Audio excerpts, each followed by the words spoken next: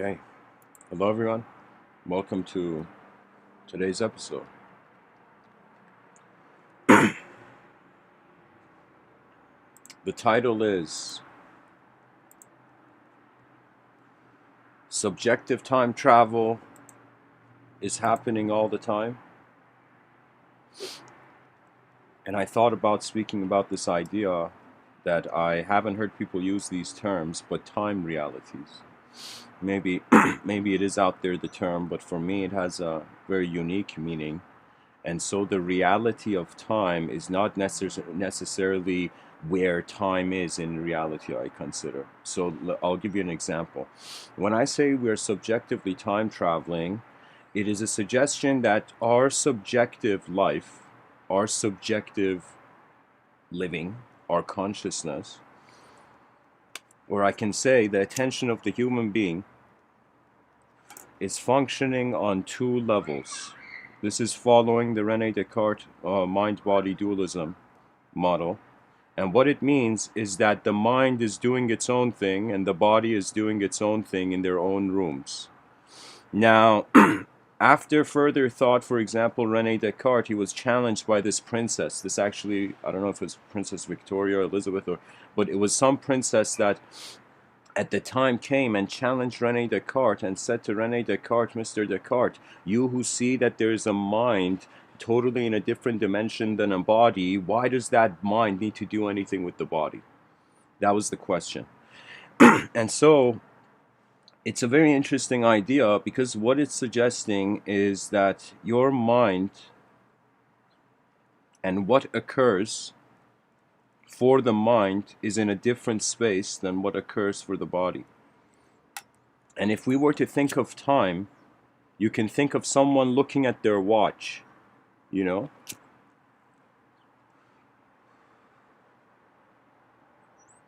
Or you can see somebody who is looking at the concept of time.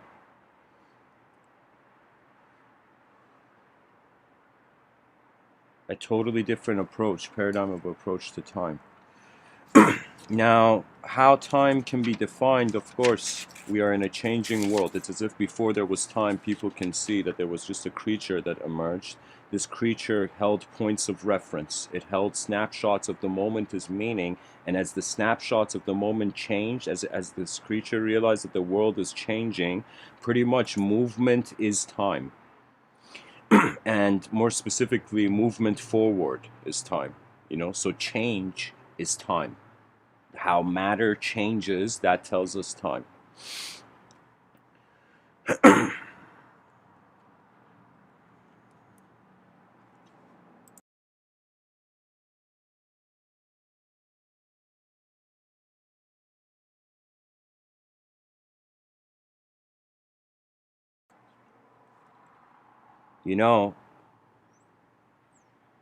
We say when you're having fun, time flies. And even more intensely, Plato tells us time is the moving image of eternity. Time is a conceptual relationship with changing objects. It's literally how we translate change. That what is moving in what is changing in space is in time. It's just fascinating that how much time is influencing our psychology, our character, yet it is a pinpointing system. What I mean by that is that just like how we accepted sounds for objects, like I look at this Tim Hortons coffee cup in front of me, this is an object, and as this object has simultaneously been interlinked with the subject cup, and then the subject is made of the word and the letters and whatnot. So what it means is that really human psychology is the relationship of two worlds. A world where we are a subject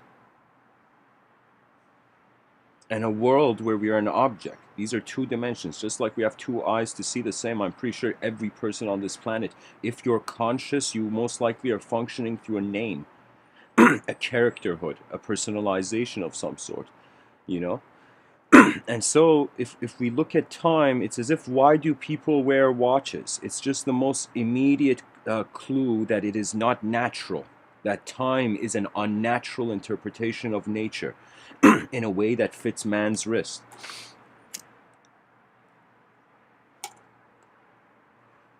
I would say subjective time travel and the idea of objective time travel, there are implications of objective time travel is location. It is the outer realm location. So if we wanted to time travel in our outer realms, a lot of movies and whatnot, Back to the Future, I don't know, any movie that has the word time in it, like so in the outer realms, time travel is location. But I would say in the inner realms behind your eyes, you are subjectively time traveling. Anytime you remember a memory, what is that? It's as if we are in one moment of present time. You know, we're in the present and there's time, and then the person's remembering 10 years ago, the sense of self they were, who they were, how they felt, and all of this. So for me, it's fascinating that we human beings have been living for so long, not noticing that we are actually playing with the shape of the world behind our eyes, which can totally revolutionize the psychology. What that means is we feel like statues, you know, because we look at ourselves and we see an object, and then this object, based on how this object moves, the subject arises or finds significance. So it's very fascinating that the subject is reliant on the object for now, in current time.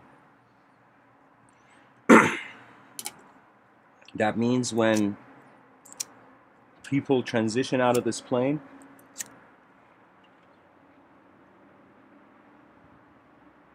it's as if they leave time. They no longer are a form changing in an unknown place, in an unknown space. You know, right now, I am not, like, right now as I'm standing here, excuse me, as I'm sitting here, there is no, like, I can tell you, unless I look at time, there is no sense of time. You know, it's as if, like, when I say there's no sense of time, I mean, we have to bring it. We have to impose time in our psyche. We have to accept the relationship. And we have accepted a linear relationship. And if this reality is multidimensional, technically it means time has siblings. Our reality in this time has siblings. You know, there's 8 billion human beings. 8 billion objects looking at in a world, in an objective world. And so these objects somehow have managed to become a subject to themselves through evolution's long duration, you know. And as we have become subjects to ourselves, in some sense, the subjects have attained firmness. So you can say when a person is late for work, do you know? It is as if time is as real as your alarm clock, you know? But just the fact that we are like a projector in you can say modern psychology, everything is dependent on the brain emerging. That means for our secular audiences, you need the brain before you can have anything else to have meaning. So all the brain is like the seed planted in space, you know? Or you can say the seed is not even visible. It's not here. It's like you see the seed of a tree is in the soil. That means you can walk past soil and you don't know if there's seeds in it. You know, you don't know if there's a potential apple tree in that soil you walk over. Do you know? But the potential is there. And so what is interesting is that it's a screen. We have many mystics, many yogis, those of the likes of Sri Ramana Maharshi and just teachings from the Upanishads and the Vedas. It's simply a suggestion that your psychology is a screen. That means it's like if the body is projecting the mind, like I'll give you an example. If we need a body in order to realize we're a mind, it's as if the mind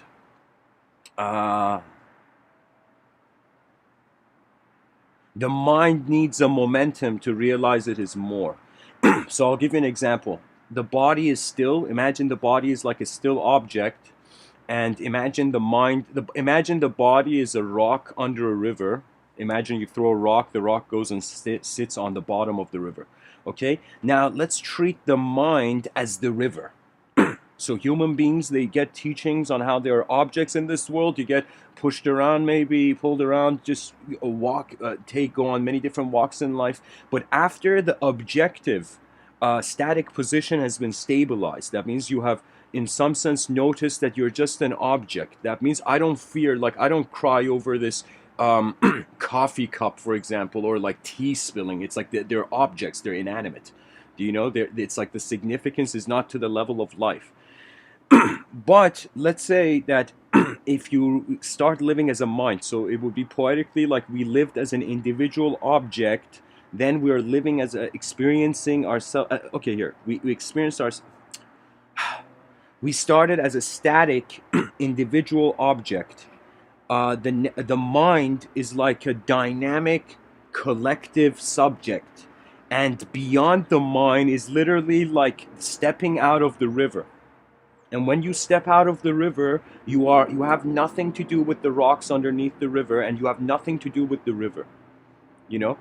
And so it's as if our body is going at a certain pace of changing in this realm, but the psychology is changing faster. So it's as if our minds are living a faster life than our body's life. And so because the mind is living a faster life, it gets to see probabilities before it moves. So people don't realize it, but the mind is actually acting as space. So whatever is in the space, it is it. Subconsciously. Even you can say you can even not be conscious of it. What that means is you could be standing beside a table, and behind you somebody could accidentally, their elbow could hit a plate, and that a plate is about to fall. And of course there is the sensory perception, but you can instantly grab it. If you had noticed the plate before, if you had noticed the position of the plate before and you had passed it and it was hovering in your subconscious, your hand can automatically move and grab the plate. Even without you knowing. That means you don't even know what you did, but your hand can move. As if there is an invisible landscape acquainted with before we are consciously a moving subject to ourselves. So pretty much, what does time mean for an object? It means change. What does time mean for a subject? It means change of form. Excuse me. Time for an object means change of form, change of position. That means change of what is being observed in the moment. But time for the subject would be, in some sense, the change of attention prior to form. So experience, like wondering about what time means, literally is a timeless act. Can you imagine the first person who came up with time? Imagine it was a guy named Tim, you know? And they asked him, what it's like, what should we name this concept of things changing in the realm, you know? And Tim was like, name it Tim. And somebody was like, you can't name it Tim. And the Tim was like, okay, add an E.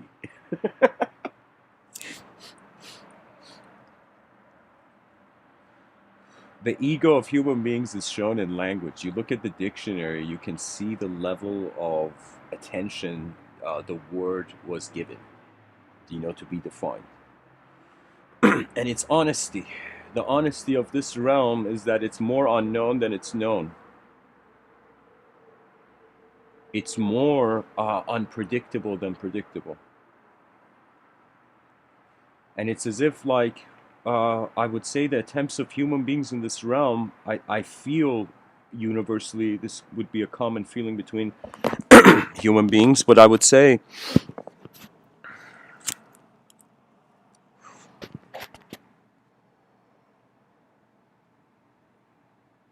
it's as if you write something on the beach and the water smoothens it out, and the water smoothens it out. And honestly, every day that I wake up as a human being, it's literally that. It's literally that you put some effort throughout the day to sculpt a meaning, to or extract meaning from how you're active as a creature. But the interesting, beautiful thing is that we can have whatever desires, whatever conclusions, whatever opinions, but we return back to a state of deep sleep. It's just so beautiful that this whole time we have been entertaining human psychology so seriously, yet every night people just close their eyes, and in deep sleep you're neither an object, neither a subject, and you are the unknown, unformed presence of the moment. And unless this is realized, it will be a loop. Unless you realize that time is not your owner.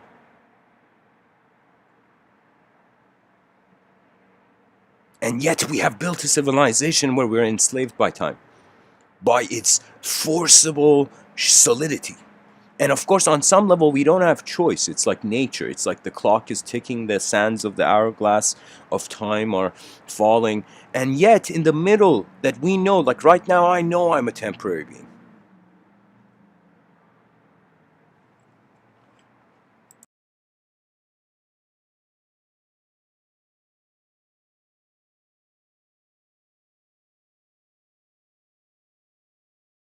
Yet, now I am still being a potential of sight.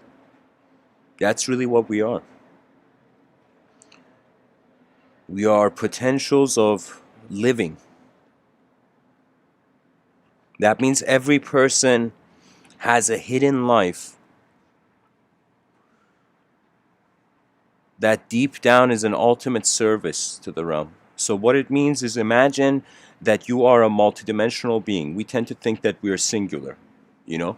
We tend to think, all right, man in world, that's it. You know, nothing more. But imagine that, let's entertain the multiverse theory, that there's multiple universes and there are kind of like papers, a stack of papers on a table, or a stack of papers hovering in the void. And it's as if each paper has a different story written, you know? And yet it is a different story, but the writer has chosen, imagine, to write the same story in different angles.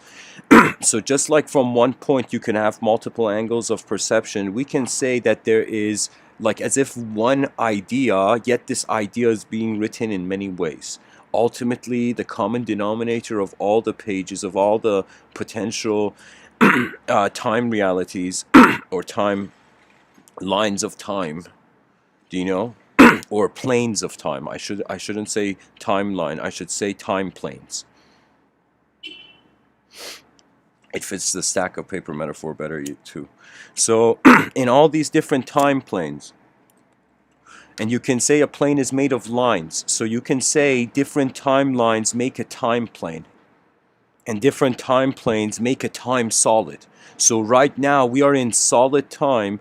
Poetically, let's say, if we reverse engineered, we would see that it's multiple lives. So we may be here as one object thinking that, oh man, we're just this, but it is remarkable how many things are moving just for us to be this. That means just right now, imagine, not imagine, wonder about how many different systems in your biological anatomy are keeping you here. That means the heart is moving.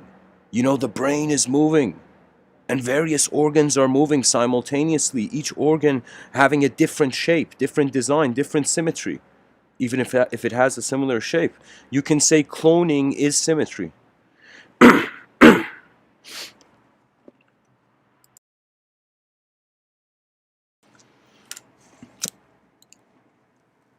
Symmetrical self-replication is cloning.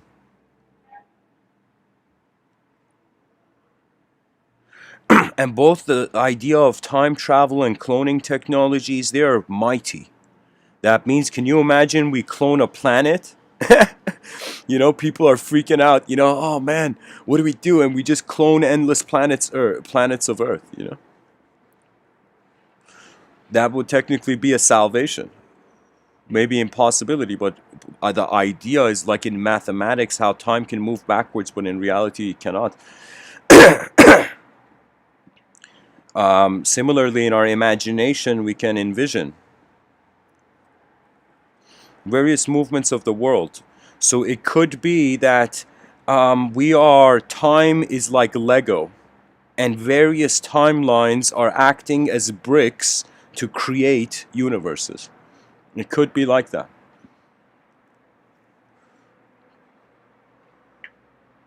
Right now, as I'm speaking, I am aware that my imagination is like an invisible room.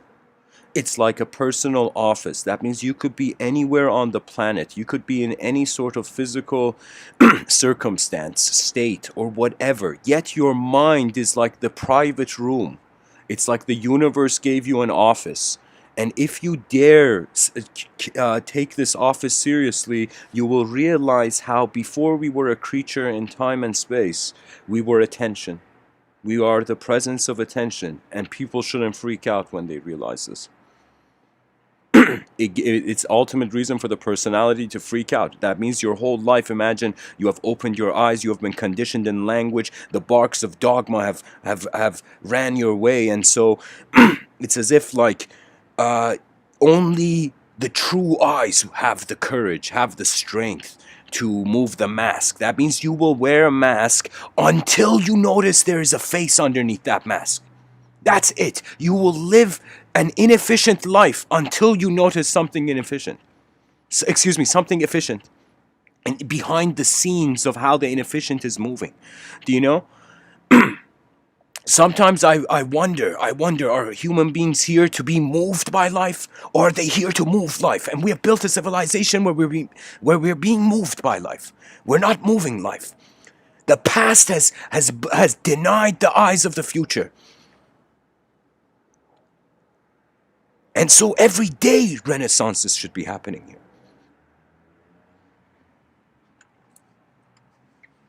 Ideological possession is real, folks, and it can deny you your future. And if the ideological positioning of time, that means it's as if your whole life you've been trying to be on time, and then one moment comes and you're like, what is this shit? And you see its attention moving in space. Your mind is space. Your body is matter. The mind was here before the body. Time is relevant to how the body moves in space. The mind, the true witness, unknown witness of the mind is timeless. We are timelessly living through time. And that's why when we don't know the time, we can look for it. And so this world is an intense position. It's literally like, what part of the chess game have we opened our eyes in? How many people care? How many people are just trying to be inside the bubble of their reality? How many people actually care to see what is beyond? That means I understand that Christopher Columbus and back in the day, their morality wasn't up to date. Like human beings were savage, you know? People were dying in messed up ways and people didn't really care. You know, now at least there's more care, even though there's still people who don't care. It's mind-boggling to me how there's human beings living on this planet and they have managed to see a personal family, but not an impersonal family. It's mind-boggling to me how we are part of the same species, yet there is war. Like, how stupid is that? It's like you know what it is? It's like players scoring. It's like a soccer team versus another soccer team, and the soccer team scores a goal in its own goal. Do you know? It's like that right now. It's right now we are kicking ourselves to the corner of an inefficient life because civilization has become so tough. Really, in this emptiness, we have created a tough civilization to live in. It's like as if, imagine the universe gave you a permission and was like, all right, human being, I'm going to send you on a rock. You're going to have everything you need on this rock. Okay? Imagine a mission of the soul beyond any story that could be born.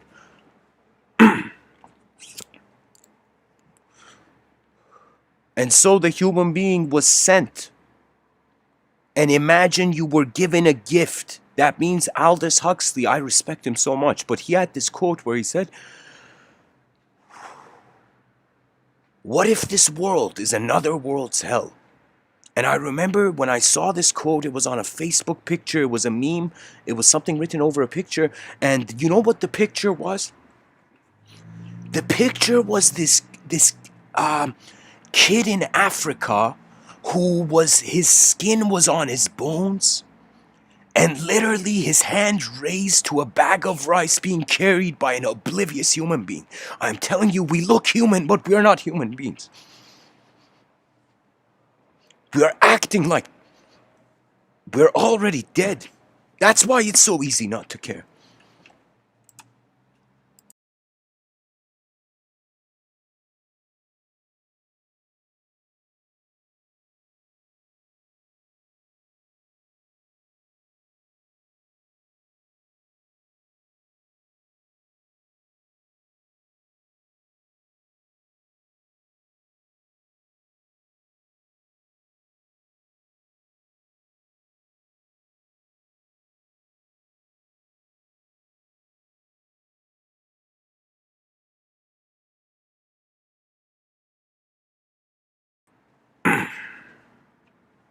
You know, it's like you're alive once. We have the idea of freedom, yet knowledge is limited to just what we see. It's as if we've totally forgotten imagination is the mind's sight. Reality is the body's sight. And the world was way more multidimensional than language could promise.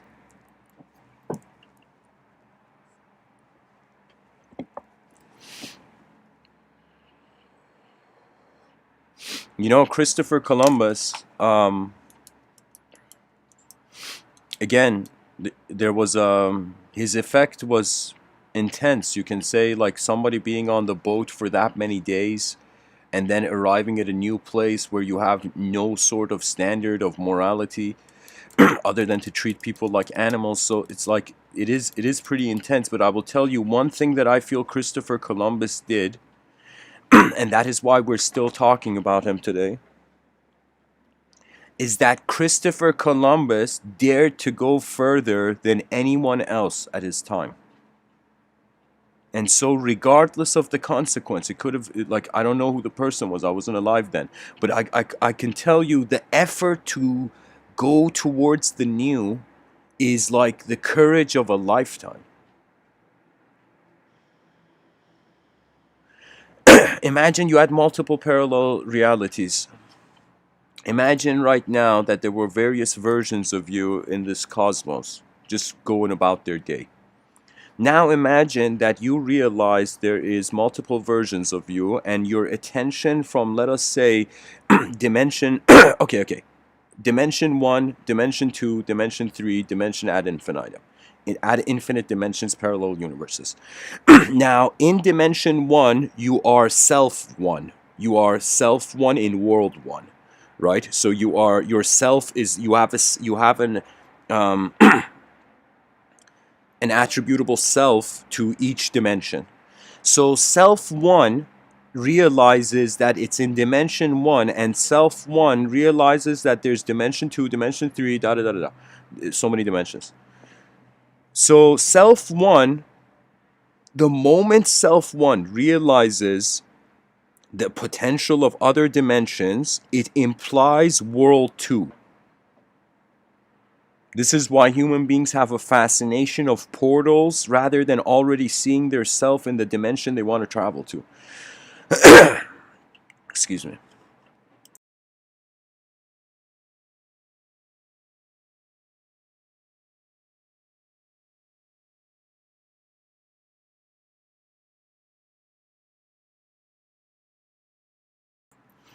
The moment S1 realizes there is S1 is from from dimension 1, and then dimension 1, there's dimension 2. The moment self 1 realizes there's dimension 2 and realizes self 2, the mystery, the question in the mind of self 2, that means if right now, let's say you ask a question, you're one person in one dimension.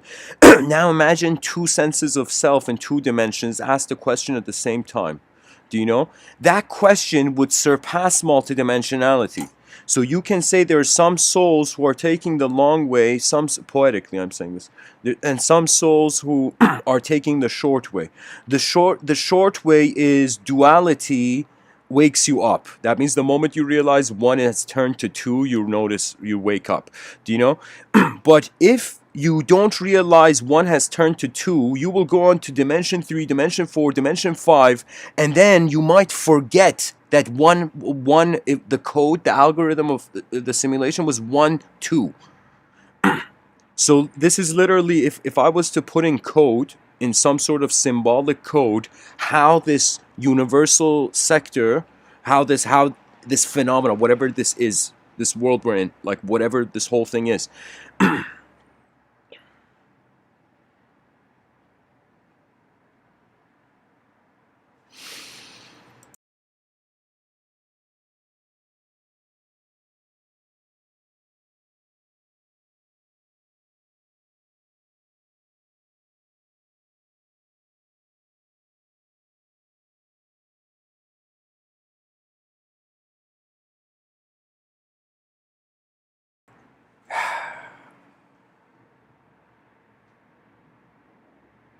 0, 1, 2, infinity, 0, 1, 2, infinity, 0, 1, 2, infinity, 0, 1, 2, infinity, 0, 1, 2, infinity, 0, 1, 2, infinity, 0, 1, 2, infinity.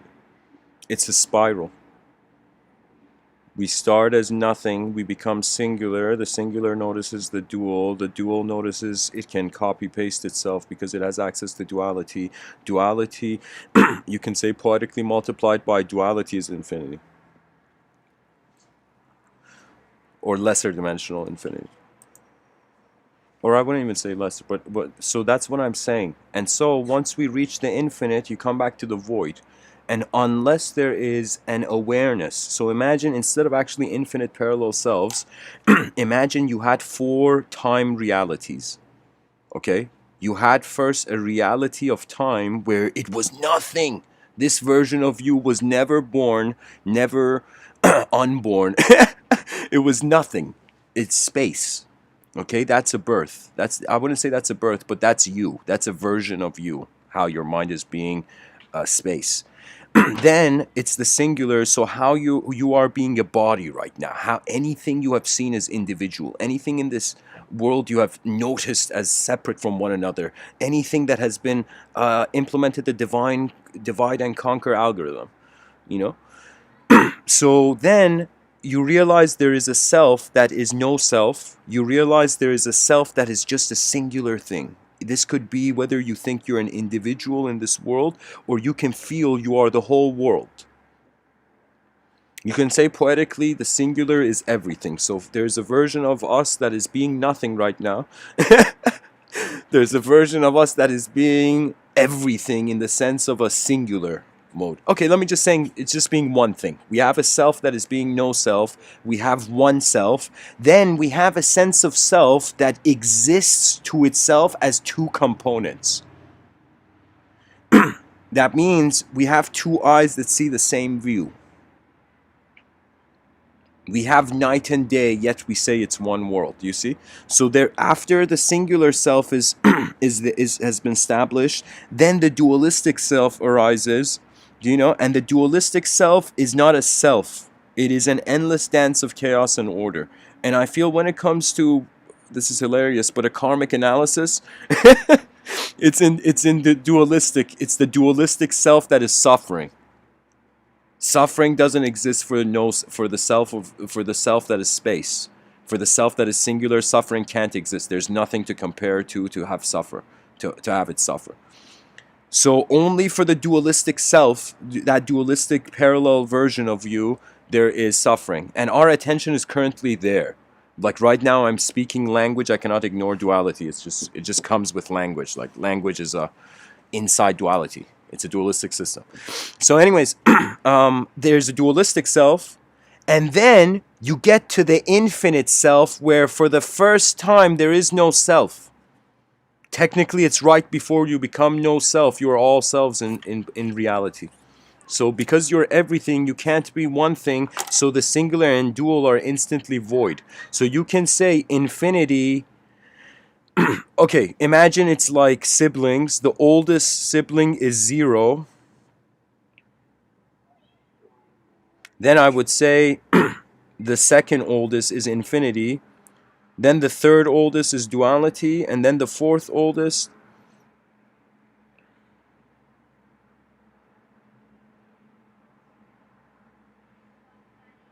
I mean, I can't say oldest, but I'm pretty much saying that these are the four dimensions. Literally, like how light goes into a prism and it comes out as a color spectrum, like the Pink Floyd album cover. Similarly, light goes into the eyes of the human being and comes out as four through these four contexts. I'm not joking.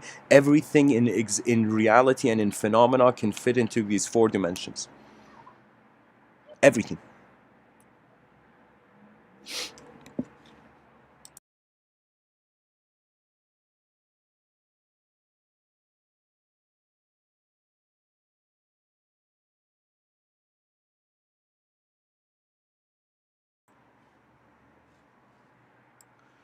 Guys, I'm pretty sure if people can go back in the live stream and hear the beginning. But anyways,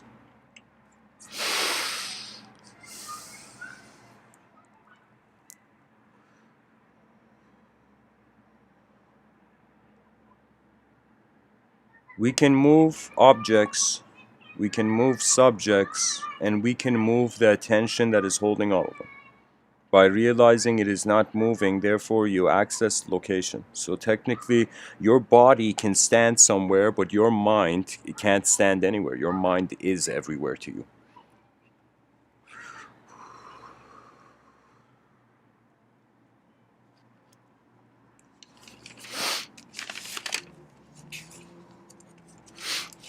Therefore, time is being programmed by the mind. The mind is the programmer of time.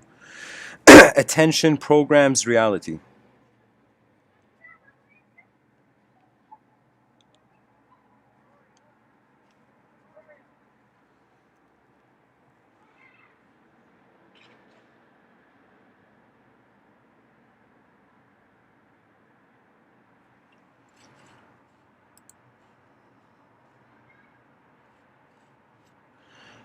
Because of time, because of image, right now we're left as personalities. So we gotta live as personalities. And we have built civilization for people.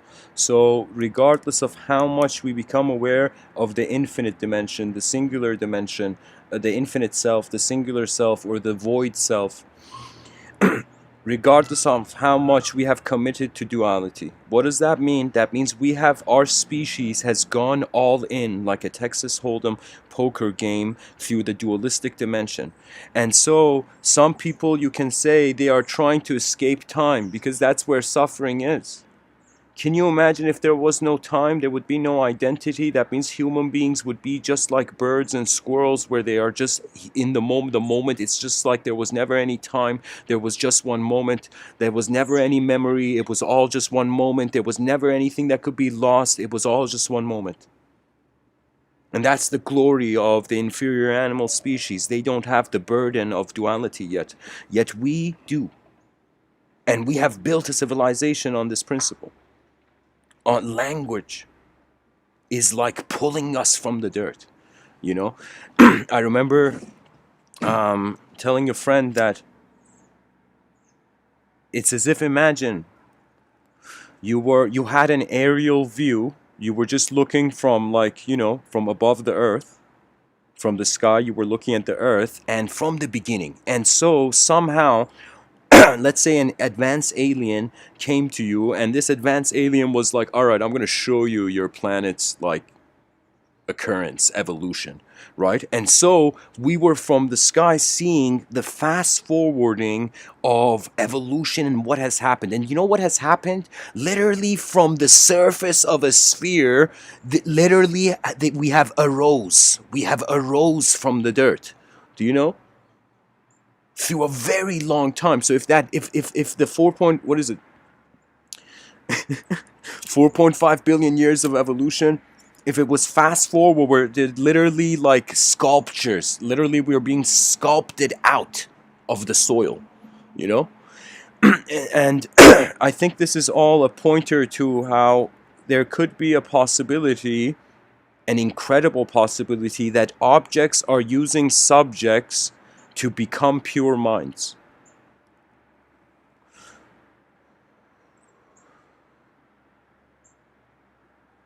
Mr. Within will invite the species to look at the space of their existence one more time. Because space can be respected. You know, just because there's empty space here, you know, right now in front of me there's empty space in the air between me and the tree.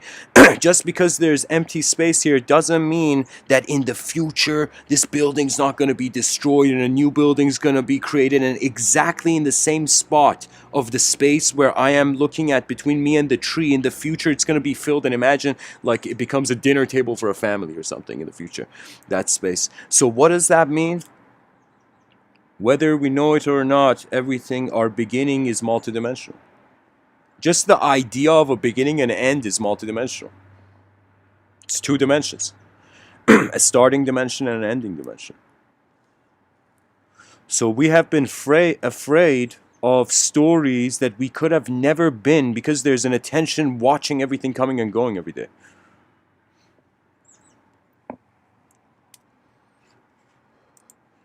Subjective time travel is possible the moment you see a time travel movie. The moment you wonder what it would be like. The mind has no location, yet the mind is attributelessly playing with location. I will tell you that is all of knowledge. Knowledge is a creature's attempt to try to localize itself in the unknown. That's it. And its utility is in how efficiently and instantly knowledge helps you. That means people feel knowledge is an achievement. It's like we don't have time for achievements now. You know, we don't have time to build, like take our time and build very incredible masks, which at the end of the life it's going to be thrown away. There is a story of Maulana Rumi, Jalaluddin Maulana Rumi, this Sufi mystic poet. He's sitting by a fountain and as if planted like seeds like seeds of destiny in the moment, this man by the name of Shams Tabrizi, this older man who is in some sense like a dervish, a Sufi, and there was an incredible sort of, back in the day there was a purity. That means you can think of, back in the day they might have been more savage, but they were ideologically less corrupt. You know? They were unconsciously technically corrupt, even if they were. So what happens is that Rumi, this guy in his like late 20s, is sitting by a fountain reading this book. I'm just to go with the flow. Is reading the science book. Out of nowhere, Shams Tabrizi, this dervish Sufi, and what back in the day they would call a spiritual nomad, spiritual wild man.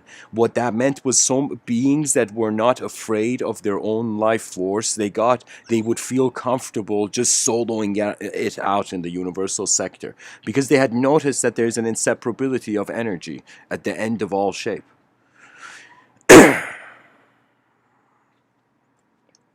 Shams Tabrizi, this spiritual nomad, out of nowhere, out of the forest, just comes and says, "Hey kid, what are you reading?" Do you know?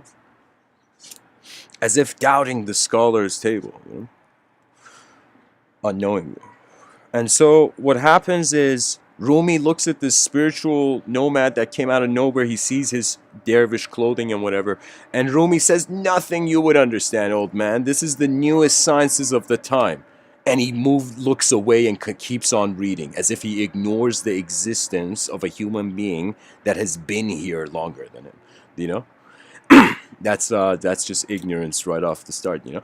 And so Rumi looks at this Shams and says, "Nothing you would understand, old man." And there's this intense silence. And Shams grabs the notebook and sorry, not notebook, the book, the science book, and throws it into the fountain. And there were no photocopy machines back then, so Rumi's like, "Oh my God."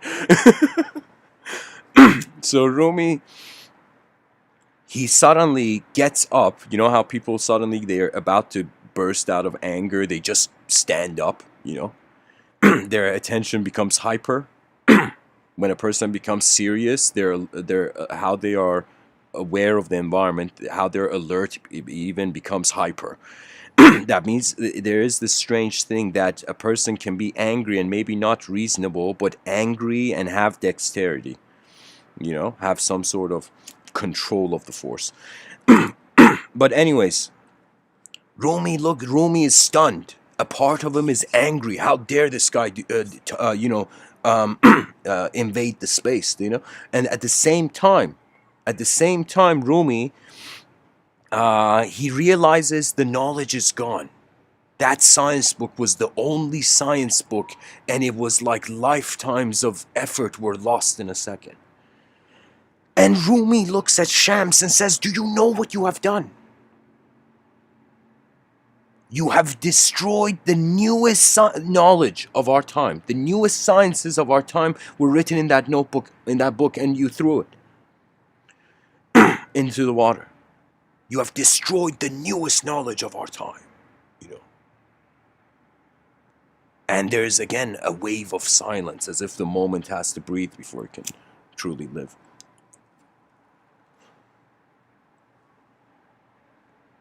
And it is in that moment where Shams Tabrizi smiles, and he grabs the notebook, the book from the water of the fountain, and he lifts it up, and the book is completely dry, and he gives it to Rumi. And this kid who was so locked down in a certain lens of accepting realities, a way to know reality, he suddenly just is speechless. And this is where Shams Tabrizi, a great soul, gives Rumi a gift, gives him a boon. And he says, knowledge that can be wiped with water is no knowledge at all, is not the real knowledge. That we here may be temporary. We may be doing a giant temporary research project. But what is more valuable is to pull the string of the last mystery left here. That means the moment we created language, we created the potential of knowing the universe in our own ignorant way, in any way. So literally, by language, technically, it's like everything is known in a strange way just by the system that language is and its contribution and role in human evolution.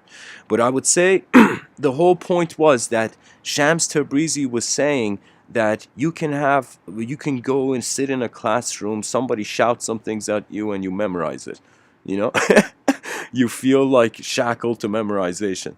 You may go into an educational system like that, but I will tell you, you have to wonder what will remain when all that is temporary leaves. And that is the great question. Really, what life is preparing for our grand exit. It's as if the way it's like we have entered this world, to notice some things and then to continue the walk beyond this room in the cosmos.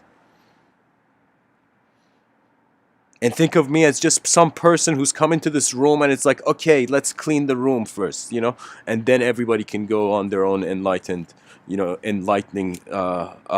return to the ultimate or pre-ultimate.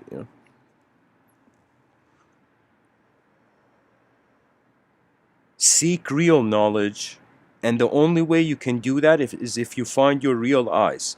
And the cool thing about a person's eyes is that if the person is doing something to see, imagine all those people who are doing ritual ceremonies all around the world. I understand maybe for personality development that serves you, but for when you really are to treat the unknown, you see, it's not knowledge that comes first, it's clarity.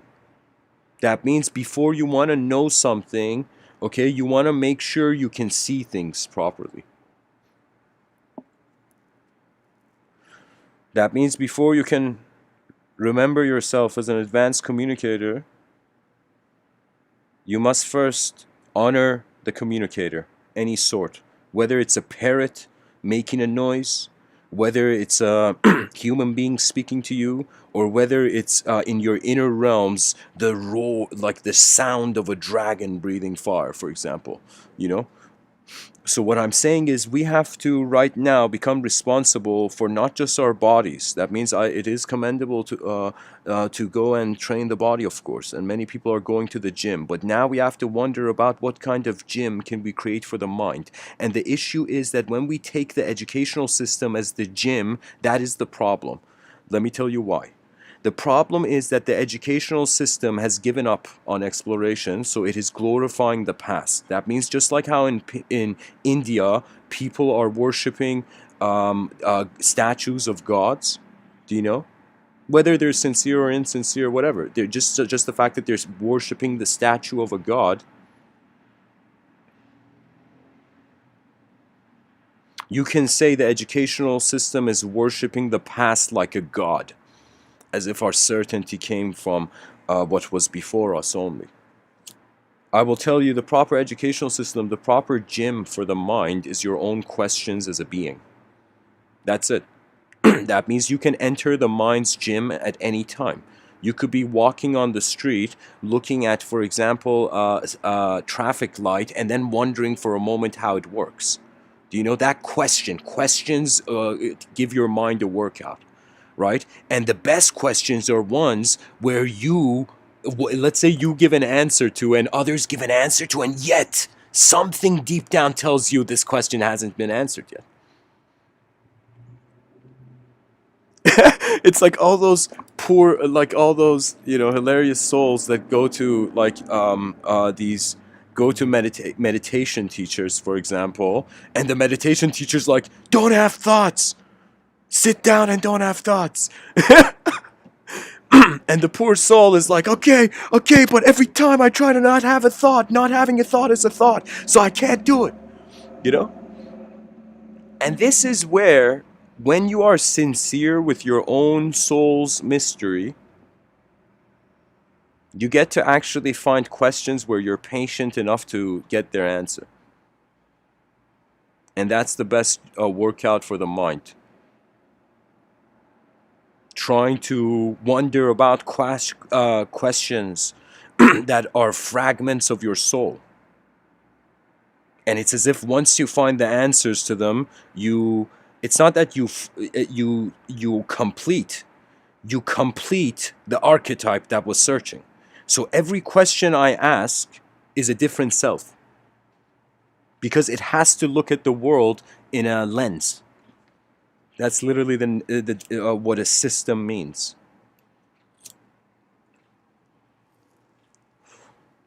A lens of consequence.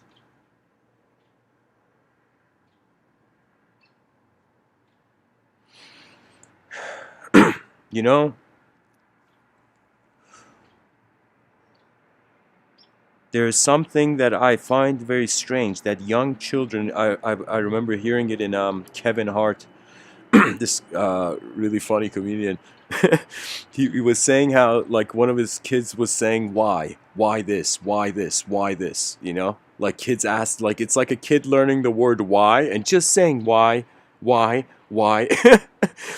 And that attitude stops at some point in the educational system, and it's terrifying. Do you know? That means the child is rebellious because it is more in accordance to a nature that is following an emotional language rather than an intellectual structure-based language.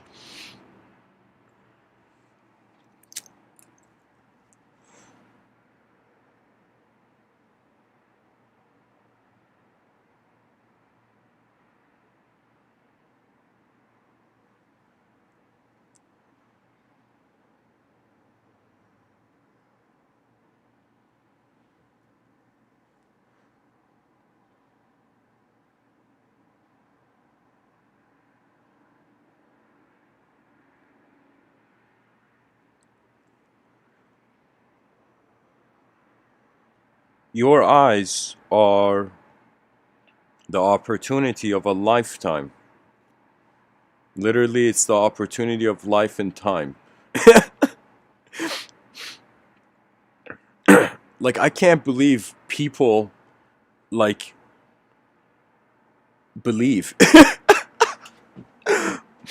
It's like, I can't believe we are believing we're people right now.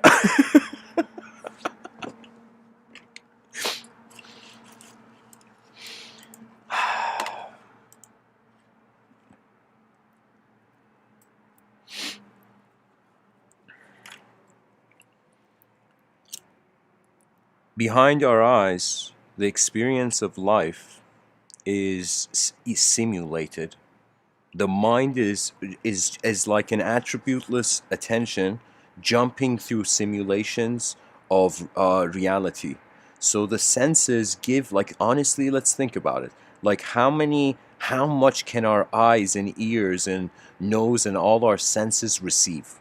So we automatically know that our sensory perception is limited, and this sensory perception, this limited sensory perception, imagine bits of information are stored in the brain, and the brain uses these bits of information to guess what is out there, never knowing it. That means, in a sense, the world is designed for. This is why philosophers will exist till the end of time, because we don't know what the world looks like. We know what our world looks like. We know what our brain is doing. And so this is why to make silence and stillness your ally, those are the most powerful spirit guides in a world where chaos and order's relationship is defined based on movement and noise. I will tell you, if we have human, there's two types of gods. Imagine there is the gods that are spoken about in history, linguistically given identity, personality, and now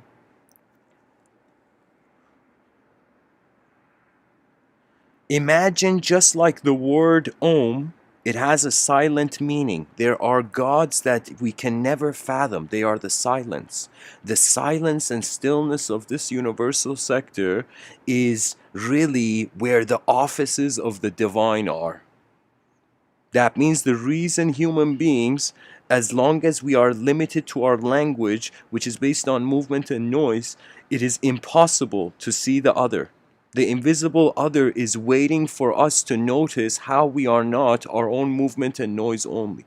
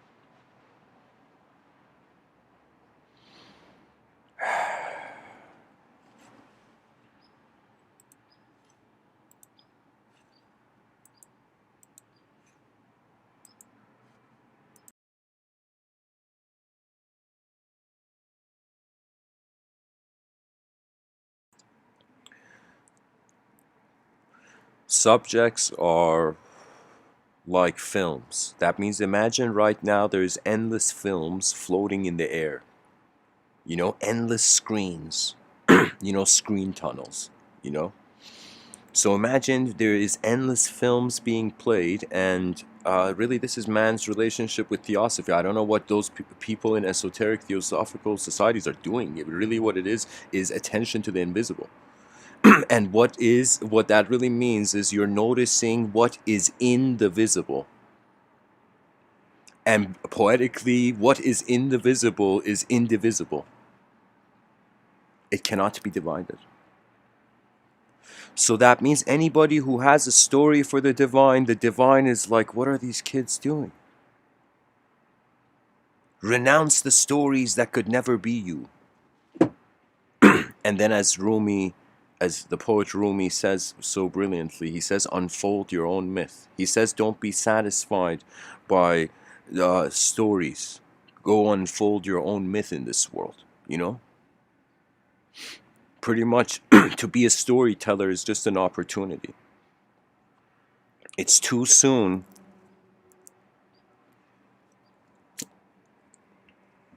to know, strictly, if I can say that. That means there is no such thing as normality when there is 8 billion human beings each seeing their own version of the world. Like, what have we been...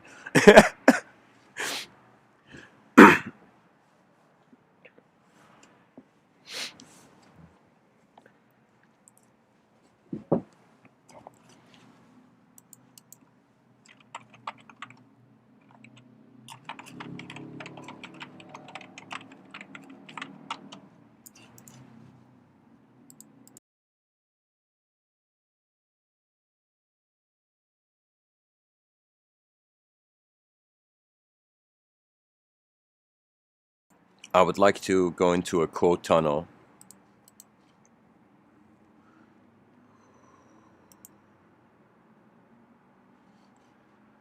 Quote tunnel.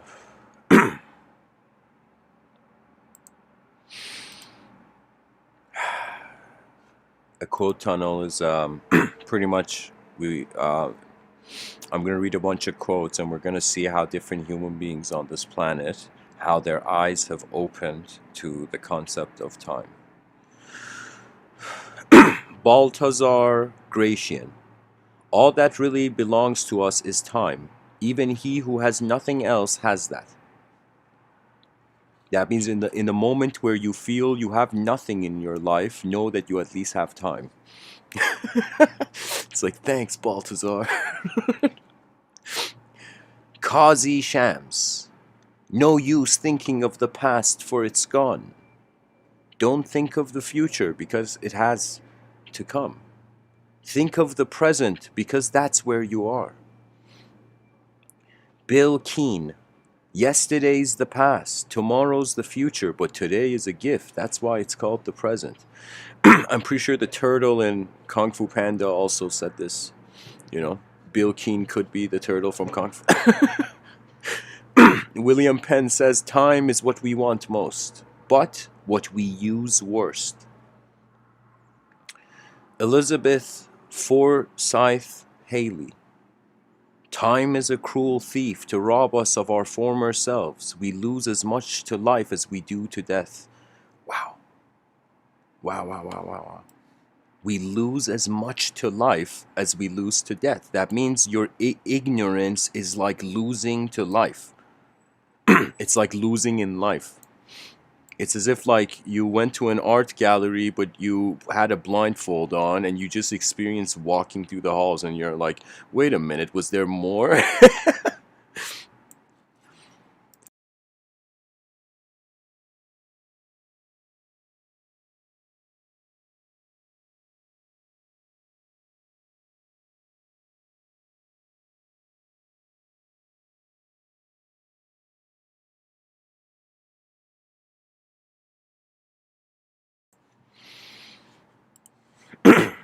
Excuse me. If time flies when you're having fun, it hits the afterburners when you don't think you're having enough. Jeff Mallet. Maria Edgeworth. If we take care of the moments, the years will take care of themselves. Wow, what a quote.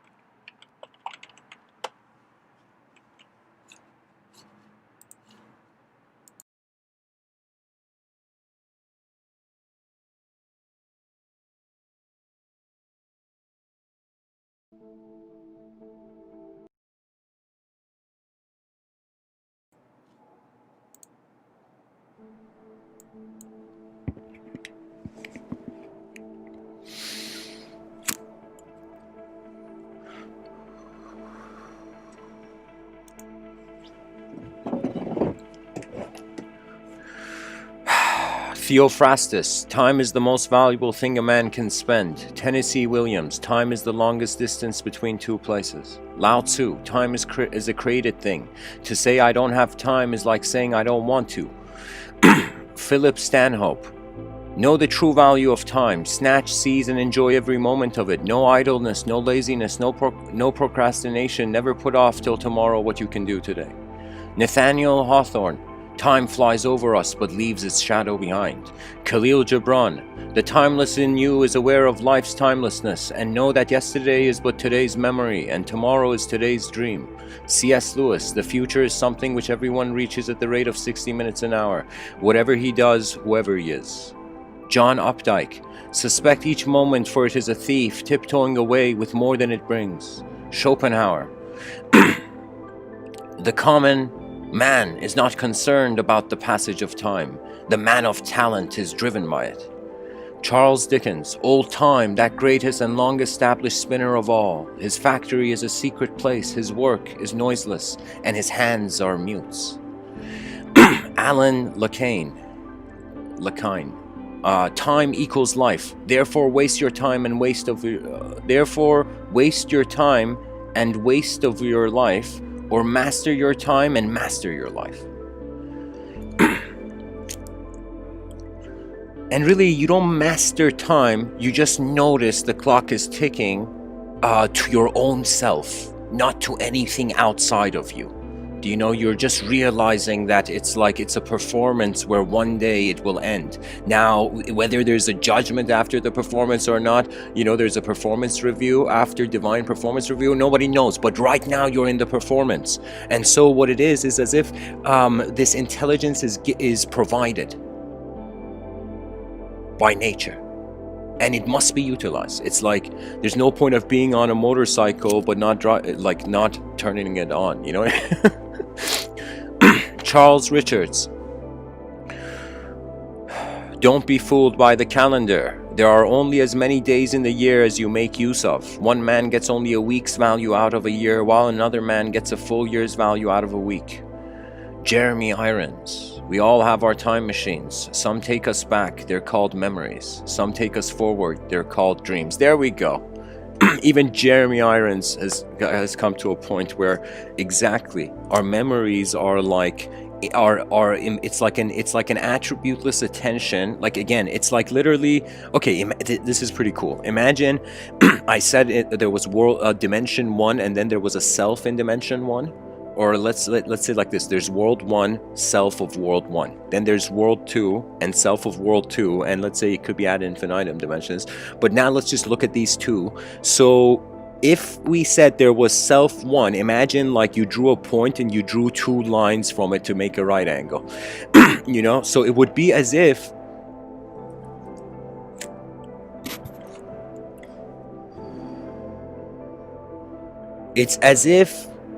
behind a world is just space, is unknown space. So unknown space is living a multidimensional life. The known body is living a singular life, and the rest is based on the potential of history. It's not history, but it's based on its potential.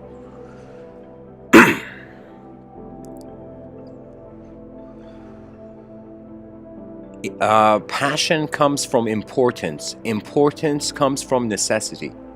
Necessity comes from literally a kind of no choice ultimatum. That means sometimes, why are people passionate? It could be that they have no choice. It is the last retaliation of the looping self. It's the last rebellion of the looping self. That means it's literally before you give up, you rage, and after that rage, you know, there is complete letting go of the event, and stillness and silence are your guides. Awareness to source of intelligence is intelligence. You can say is mastery of intelligence. That means a master understands how the cause became an effect, has seen it. But the novice just wants the effect, only sees the effect, doesn't even care about how many incremental moments of sensitivity required to create a moment.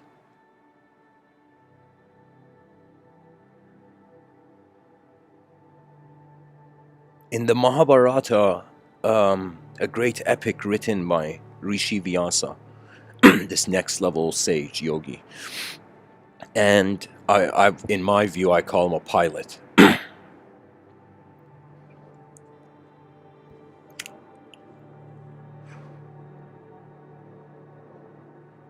In this great epic of the great story he wrote of the Mahabharata, time is the narrator. That means time is the voice of the unknown truth.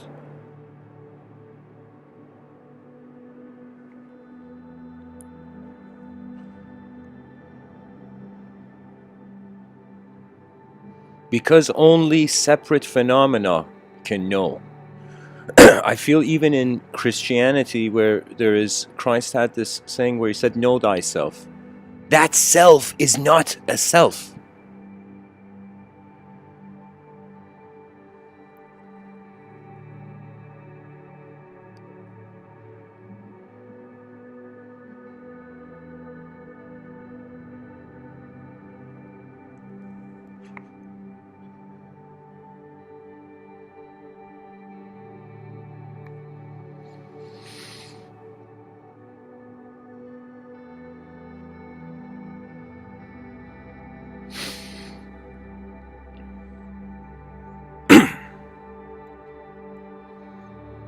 When there is no time, there's no personality.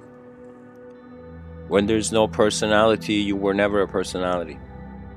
When you were never a personality, you are what you were before you were.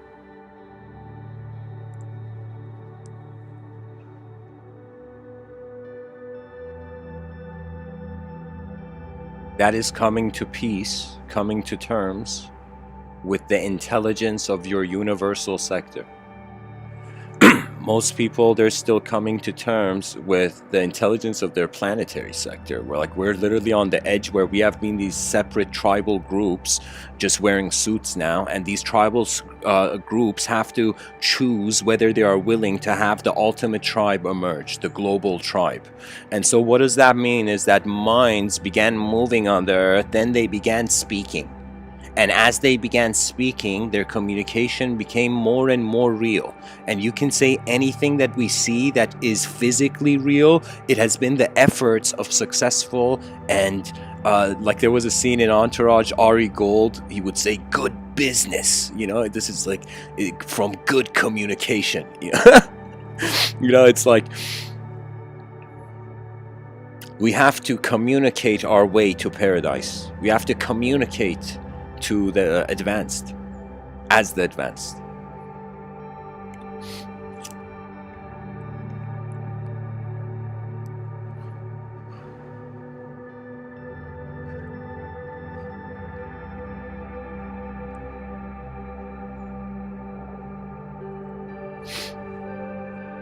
You can say time and space are the mind's body.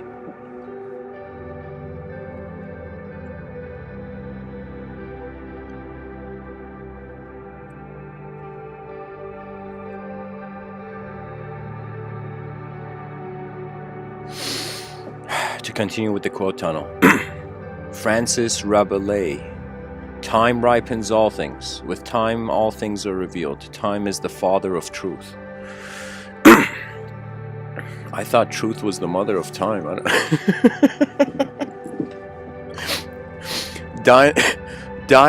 Dion Boucicault says men talk of killing time while time quietly kills them. Guys, let me grab my pen so I can drop it. Out of shock.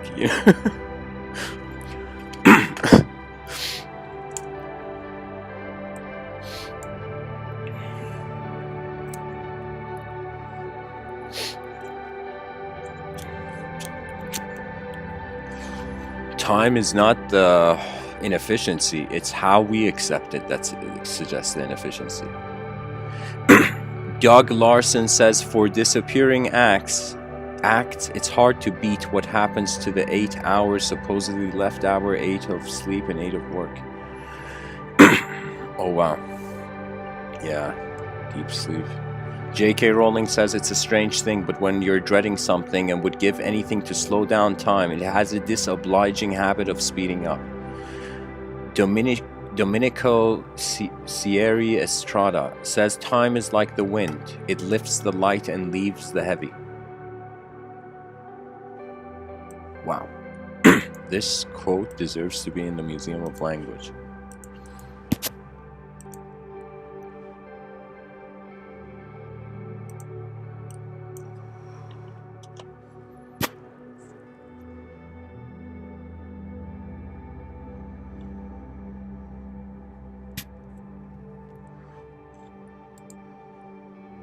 Napoleon won. There's one kind of robber whom the law does not strike at, and who steals what is most precious to men: time. Carl Sandburg says, time is the coin of your life. It is the only coin you have, and only you can determine how it will be spent. Be careful lest you let other people spend it for you. Guys, that is why I'm saying the best thing that can happen is not a massive ideological cloning process of greatness, but that every person realizes that time is a mirror, really. Time is like your mirror. It's like the mind's like, okay, I gotta get moving now, you know? Like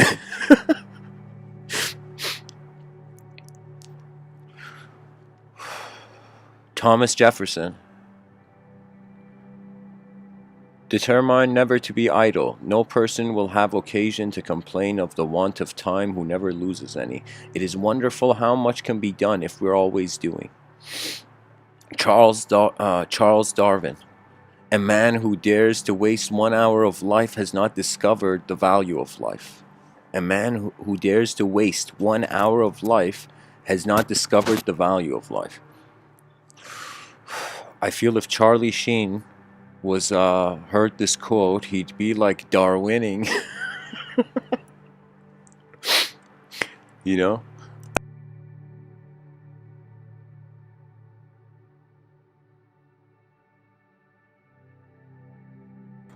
Really, it's a great quote. Pretty much, I would say, if time is abstract, you have all the time to do anything if you're serious about it. That means imagine imagine this whole world existed and we had no concept of time. We even spoke language like the way we do, but we had never the word time existed in the dictionary. Imagine like you went to a parallel universe where the word time didn't exist.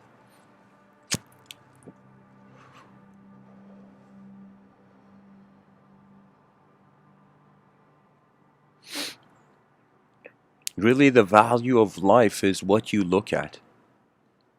If you look at something and you are depending the meaning of life on the outer realms, then where your attention is suggests life, you know?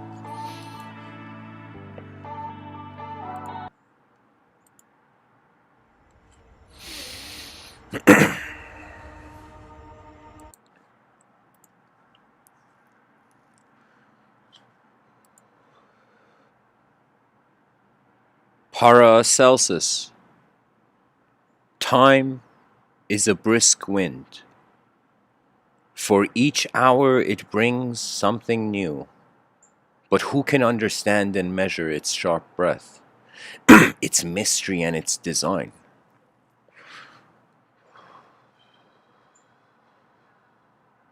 The design of time, the mystery of the human mind.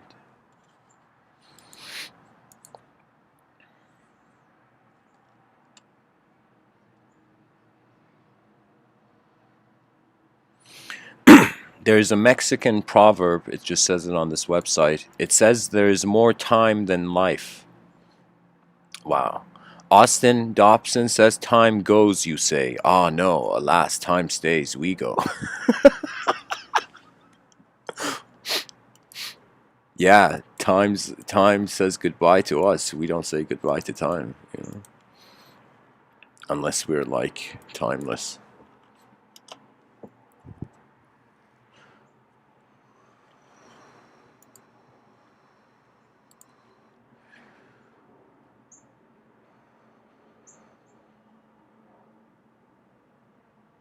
Eric Clapton says time can bring you down. Time can bend bend your knee.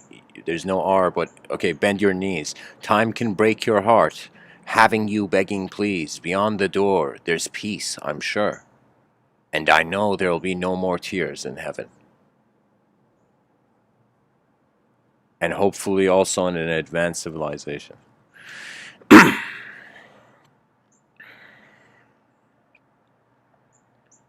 William Shakespeare says, as the waves make toward the pebbled shore, so do our minutes hasten to their end.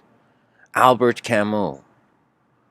If time seems to pass so quickly, This is because there are no landmarks, like the moon when it is at its heights on the horizon.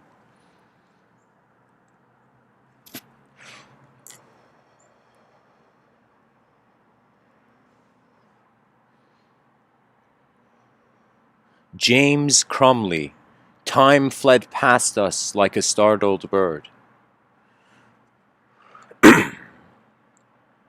Susan Fromberg Schaffer. Time, a substance of some sort which existence burned up like a fire.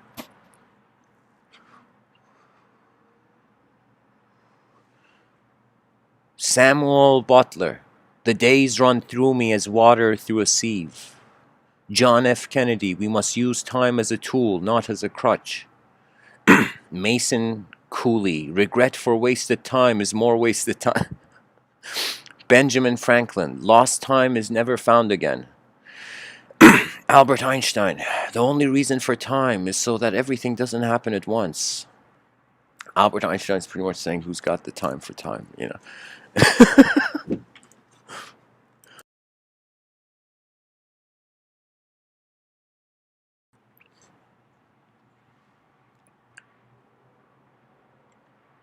William Shakespeare says, better 3 hours too soon than 1 minute too late. Stephen King says, time takes it all, whether you want it or not. You want it to or not.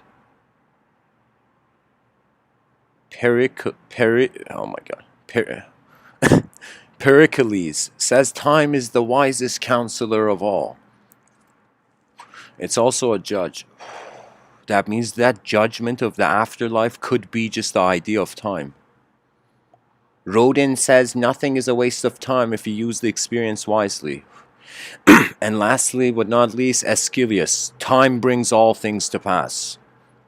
You know what time is, guys? I think the most coolest way we can perceive time is a massive army of potential just marching, you know, in like an unknown field.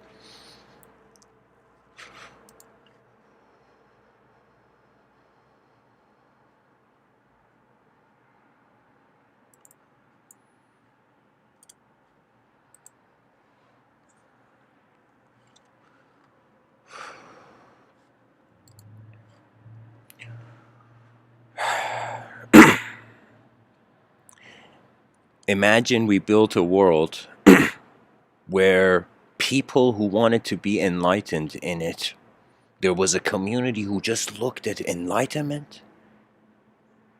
It's as if the light is in our eyes.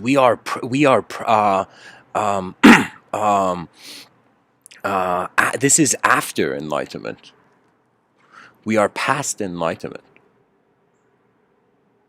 It's just you instantly realize where you have been deployed as a conscious manifest being. And then as if like back in the day, you know, you could say warriors who would come back to the kingdoms, the bells would ring, you know. There was a sort of grand welcome, you know. And I feel that's how really an advanced civilization is going to feel like. It's going to, from the beginning, have an advanced welcome, you know?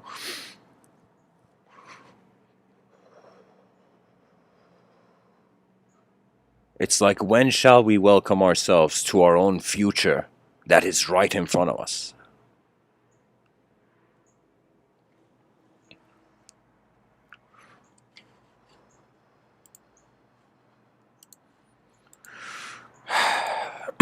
Subjective time travel is happening all the time because time is just something a lens we bring in our attention. In one of the quotes, the guy was like, time is a sieve or something, you know? So don't fear language that you have accepted for an unknown world, for the mask of an unknown world, really. It's as if, like, imagine 8 billion X-Men. Imagine the X-Men Academy, but it was 8 billion, and all their powers were on a micro level. It wasn't on a macro level. That means nobody knew they had powers, but it was just like their DNAs were different from one another. So imagine we are an archive that this is why I'm not really against the idea of a conscious surveillance state, because it would be as if like every human eye sight, vision, every vision of and every human being is a unique fragment. It's a missing piece of the puzzle. That means when we get to a point where we're not just like, why am I here, we're like, why is everyone here? Then the advanced civilization becomes the only march ahead. That's when really your energy source just becomes like, all right, time, you're going fourth, I'll run faster than you. And that's it. That is the only counterattack against the void, to use your conscious life efficiently.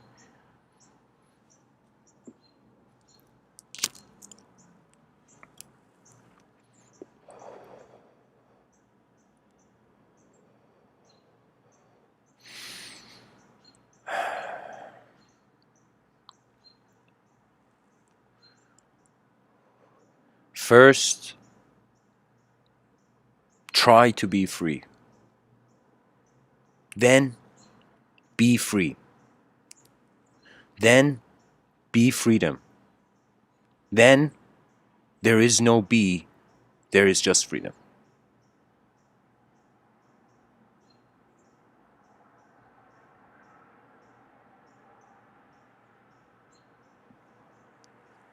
And it's all just coordination. Just think about it. Literally, we're all like, oh man, when's world peace gonna come? But we're literally, everybody goes to sleep. You have the most evil personalities and the most good personalities. When they go to sleep, they are no personality. And so if we are fighting on a personality level, then the presence of the potential is forgotten instantly. So what does that mean? A multi-dimensional tolerance and maturity for the experiences active in this plane. So multidimensional tolerance for the new. That means if the past dares deny an additional new dimension from arising, then the past is declared war on itself, which is the ultimate dismissal. That means the way you fight the past is you don't fight it because you keep it alive if you fight it. The way you dismiss the past is you say goodbye and you only see the future.